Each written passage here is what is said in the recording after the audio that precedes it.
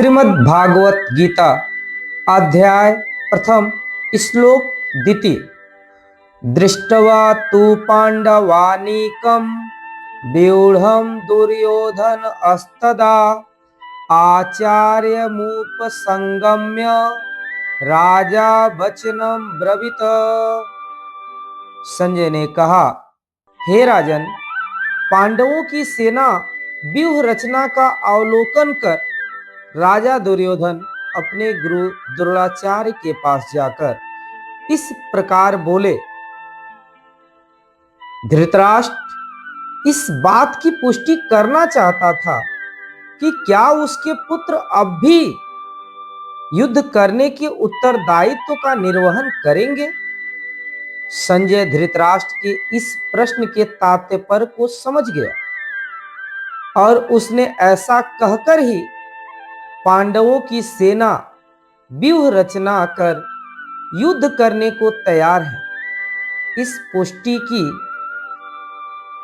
कि युद्ध अवश्य होगा। फिर उसके पश्चात उसने वार्ता का विषय बदलते हुए यह बताया कि दुर्योधन क्या कर रहा था। संजय, जिनको दिव्य दृष्टि प्राप्त थी कि वह युद्ध का आंखों देखा हाल, संजय वहां थे नहीं, फिर भी वह बिना वहां रहे दूर के दृश्य को देख सकते थे। उन्हें प्रभु की कृपा से यह वरदान मिला था। धृतराष्ट्र का ज्येष्ठ पुत्र दुर्योधन, जो बहुत ही निर्दयी और दुष्ट प्रवृत्ति का था, दुर्योधन के ही कारण व्यवहारिक रूप से हस्तिनापुर के शासन की बागडोर दुर्योधन के हाथों में थी।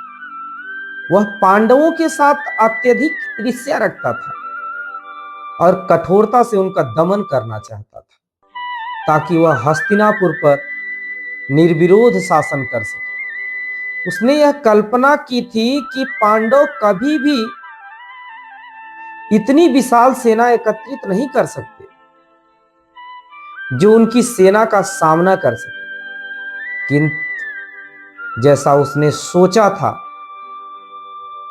उसके विपरीत हुआ। सेना विशाल तो नहीं थी, पर इतनी अनुशासित सेना थी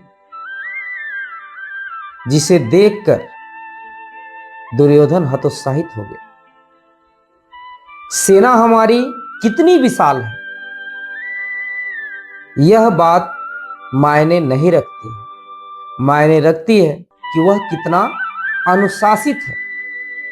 हमारे जीवन में कितनी व्यवस्थाएं हैं, हमारे पास कितना धन है, कितनी दौलत है, कितनी शक्तियां हैं, यह मायने नहीं रखते। मायने रखता है कि जो हमारे पास है उसके हम व्यवस्थित कैसे किए,